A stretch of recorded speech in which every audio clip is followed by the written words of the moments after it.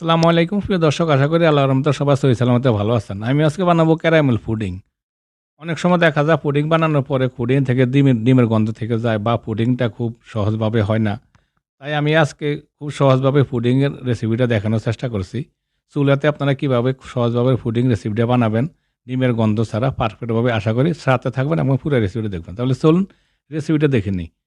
এখানে প্রথমে আমি একটা ক্যারামেল বানিয়ে নেব। ক্যারামেল বানানোর জন্য একটা প্যান আমি দিয়ে দিলাম ২ টেবিল চামচ চিনি। ২ টেবিল চামচ চিনির সাথে আমি এখানে দিয়ে দিলাম প্রায় ২ টেবিল চামচের মতো পানি। আমি পানি দিয়ে চিনিগুলো কোনো লাড়াচাড়া করব না। এইভাবে আমি একটু জাল করতে থাকবো। জাল করার পরে কিছুক্ষণ পর জাল হইতে, হইতে অটোমেটিকভাবে দেখবেন একটা সাইডে দিয়ে একটু কালার হওয়া শুরু হয়েছে। যখন দেখবেন এক সাইডে একটু কালার হওয়া শুরু হয়েছে, তখন প্যানের ডাঁটে ধরে একটু এভাবে ঘুরিয়ে, ঘুরিয়ে লাড়া দিয়ে একটু মিক্স করে নিবেন। কোনো চামচ দিয়ে লাড়া দেওয়ার কোনো প্রয়োজন নেই। তারপর আরও কিছুক্ষণ পর দেখবেন অটোমেটিকভাবে এভাবে চিনিটা ক্যারামেলে পরিণত হয়ে গেছে, মানে কালারটা হয়ে গেছে। এইভাবে যখন পারফেক্টভাবে কালারটা হয়ে গেছে, হওয়ার পরে যে বাটিতে পুডিংটা বসাবো সেই বাটিতে আমি এবার সেট করে নিব ক্যারামেলটা। আমি একটা ছোটো বাটি নিয়ে নিছি। এবার গরম অবস্থায় আমি ক্যারামেলগুলো ঢেলে দিলাম এবং ঘুরিয়ে, ঘুরিয়ে বাটির সাইডে আমি এভাবে একটু নিচে তলাতে সাইডে দিয়ে একটু ভালোভাবে একটু সেট করে নিয়ে নিলাম ক্যারামেলটা। সেট করে নিয়ে বাটিটা আমি এক সাইডে রেখে দিব।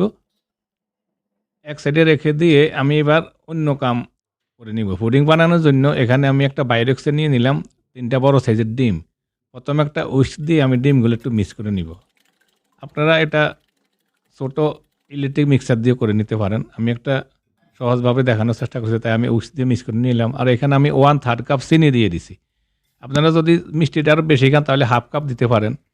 আমার এখানে 1/3 কাপে যথেষ্ট আমার মনে হয়, তাই আমি 1/3 কাপ চিনি দিয়ে আবার ভালো করে একটু মিক্স করে নিয়ে নিলাম। যতক্ষণ পর্যন্ত না চিনিগুলা ভালো করে গলে যায় ততক্ষণ পর্যন্ত ভালো করে মিক্স করে নিয়ে নিতে হবে। চিনিগুলা এবার ভালো করে মিক্স করে নিয়ে নিছি। এবার আমি এতে অ্যাড করব দুধ। আমি এখানে ৩ কাপ দুধ নিয়ে গরম করে জাল করে ৩ কাপ দুধের ঘন করে ২ কাপ করে নিয়ে নিছি। দুধটা একটু ঘন করে নিলে টেস্টটা একটু ভালো হয় আর পুডিংটা ভালো করে জমা হয়।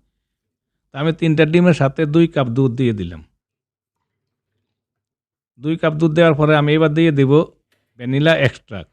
আমি আধা চা চামচের মতো ভ্যানিলা এক্সট্রাক্ট দিয়ে দিছি। আপনারা এখানে ভ্যানিলা এক্সট্রাক্ট না থাকলে ভ্যানিলা এসেন্সও দিতে পারেন, অথবা ভ্যানিলা এসেন্সও যদি না থাকে তাহলে সামান্য এলাচি পাউডার দিতে পারেন, যাতে ডিমের গন্ধটা না থাকে। এবার আমি মিশ্রণগুলা দুধ আর ডিমের মিশ্রণগুলো ভালো করে মিক্স করে নিয়ে নিব, যাতে সম্পূর্ণ মিশ্রণগুলো ভালো করে পুরোপুরি মিক্স হয়। এবার আমি ভালো করে মিক্স করে নিয়ে নিলাম এবং যেই বাটিতে আমি ক্যারামেলটা সেট করে নিয়ে নিয়েছি সেই বাটিতে আমি এবার পুরো মিশ্রণটা ঢেলে দিব। পুরো মিশ্রণটা ঢেলে দিয়ে আমি এবার ফয়েল পেপার দিয়ে বাটিটা ভালো করে বন্ধ করে নিব, যাতে আমি যখন পানিতে দিয়ে চুলাতে সিদ্ধ করব তখন স্টিমটার পানি যাতে ভিতরে না ঢোকে, এই জন্য উপরে একটা ফয়েল আর নিচে একটা ফয়েল দিয়ে আমি ভালো করে বাটিটা এভাবে ফয়েল পেপার দিয়ে পেঁচিয়ে একটু বন্ধ করে নিয়ে নিলাম। এদিকে চলে আসলাম চুলা একটা পাতিল আমি কিছুটা পানি দিয়ে দিছি আর একটা স্ট্যান্ড বসিয়ে দিয়েছি। পানিটা কিন্তু স্ট্যান্ডের উপরে ১ ইঞ্চি পর্যন্ত রাখছি স্ট্যান্ডের উপরে, যাতে বাটিটা দিলে বাটিটার নিচে কিছুটা পানি থাকে, পানিটা যাতে টাচ খায়। এবার আমি বাটিটা দিয়ে দিলাম আর ঢাকনা দিয়ে দিব, আর ঢাকনার ছিদ্রটা আমি একটা ফয়েল পেপার দিয়ে বন্ধ করে দিয়ে দিছি। আর যাতে স্টিমটা বাইরে না আসে তার জন্য ভারী একটা কিছু দিয়ে আমি একটা সিরামিকের বল দিয়ে একটু চাপ দিয়ে রাখলাম। প্রথমে চুলার হিটটা হাই করে দিব, যখন পানিটা বলক এসে যাবে তখন চুলার হিটটা মিডিয়াম হাইতে রেখে আমি এভাবে ২০ থেকে ২৫ মিনিট পুডিংটা এভাবে ভাপ দিয়ে নিয়ে নিলাম। চলে আসলাম প্রায় ২৫ মিনিট পর আমার পুডিংটা প্রায় হয়ে গেছে। এবার আমি চেক করে নিব, দেখি পুডিংটা কী অবস্থা। সতর্কতার সাথে গরম ফয়েল পেপারটা একটু এক সাইডে করে উঠিয়ে নিয়ে খুলে নিয়ে নিব, যেহেতু ফয়েলটা একটু গরম তাই একটু সাবধানে খুলে নিতে হইব।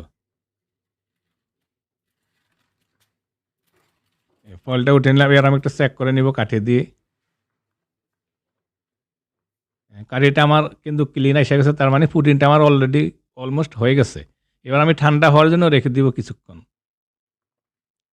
চলে আসলাম পুডিংটা ঠান্ডা হওয়ার পরে আমি প্রথমে বাইরে রেখে ভালো করে ঠান্ডা করে নিয়ে নিছি। তারপরে ফ্রিজে আমি ১-১.৫ ঘন্টার মতো নরমালি রেখে দিয়ে ভালো করে ঠান্ডা করে নিছি। এবার সাইডটা একটু ছাড়িয়ে নিলাম, যাতে পুডিংটা আমি প্লেটে উঠানোর পরে যাতে ভালো করে পুডিংটা কিন্তু উল্টে আসে, এই জন্য একটু সাইডটা ছাড়িয়ে নিয়ে রেডি করে নিয়ে নিলাম।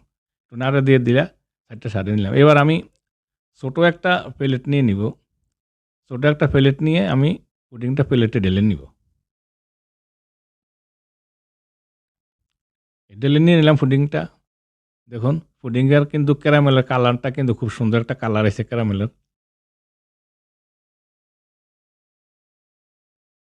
আমি একটা চাকু দিয়ে আপনাদেরকে কেটে দেখাচ্ছি পুডিংটা কেমন স্মুথ হইছে। দেখুন খুবই স্মুথ হইছে পুডিংটা। আর এই পুডিংয়ে কিন্তু কোনো ডিমের গন্ধ নাই। ভ্যানিলা এক্সট্রা দেওয়ার পরে ডিমের গন্ধটা কিন্তু থাকে না। আর আমি এখানে লিকুইড গরুর দুধ দিয়ে বানাইছি। আপনারা চাইলে পাউডার দুধ দিয়ে বানিয়ে নিতে পারেন, পাউডার দুধটা তৈরি করে। এবার একটু সুন্দর দেখানোর জন্য আমি উপরে দিয়ে দিলাম একটা স্ট্রবেরি। আপনারা যে কোনো একটা ফ্রুট দিতে পারেন একটু সুন্দর দেখানোর জন্য। আশা করি রেসিপিটা আপনাদের ভালো লাগবে। যদি রেসিপিটা ভালো লাগে প্লিজ অনুরোধ করুন আমার চ্যানেলটা সাবস্ক্রাইব করার জন্য। সাবস্ক্রাইব করে আমাকে সাপোর্ট করুন প্লিজ। আর একটা লাইক এবং একটা কমেন্ট করবেন। সবাই ভালো থাকুন, সুস্থ থাকুন। আবার দেখা হবে ইনশাআল্লাহ। আল্লাহ হাফিজ।